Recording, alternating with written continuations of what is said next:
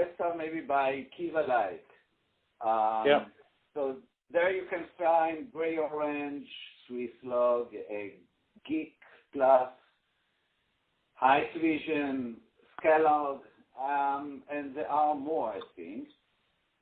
They are one-to-one with the same idea as Kiva, no change. Gray Orange even took the same colors.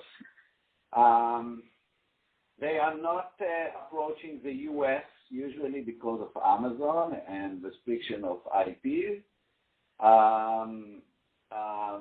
What you will see usually, these are the most common PA, and the main. And sorry, Ruben, to interrupt you again, but that again is quite key for us. So given that Kiva has its patent in the U.S., right. does that block Swisslog with their can't remember how it's called, click to collect or whatever it's called, their system to go to the U.S.? That's correct, and that's the only reason that I can think about why no one of them approached the U.S. market.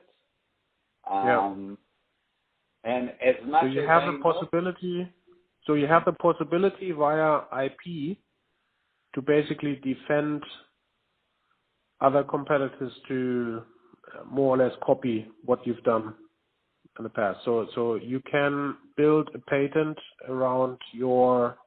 I mean, at the end of the day, it's an idea, right? I mean, it's a robot picking up a rack. Clearly, there's some software and we should discuss that as well, how important the software is around it.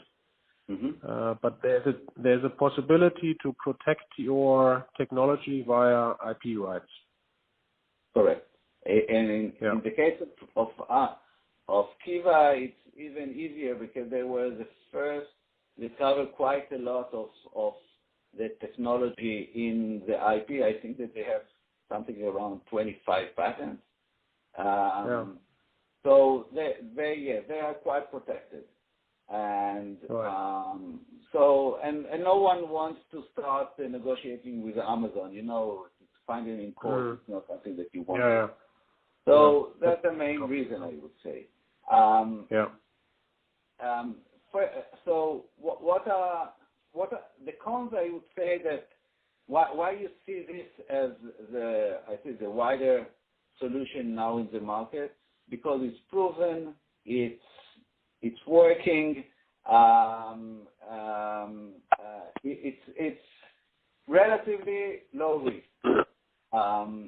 What are the pros? These are the pros. What are the cons in this case?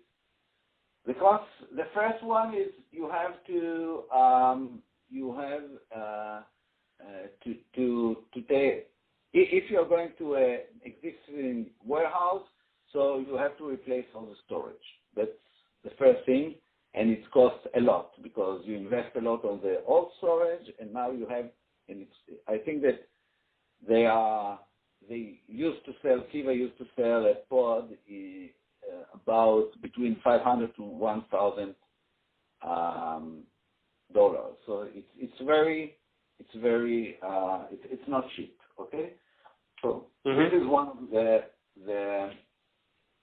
first thing. The second thing is that they carry the whole pod for just one item. When we talked about e-commerce before, so usually you see in an order 2 or 1 item, and a picker in the picking station is dealing with about 10 orders.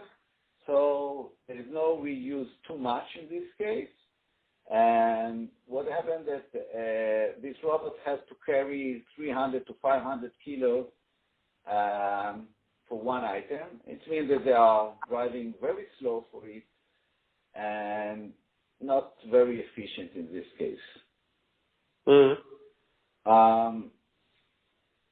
I would say maybe I would just say that when we are talking about the way that companies are having the software, dealing with the fleet management, etc.,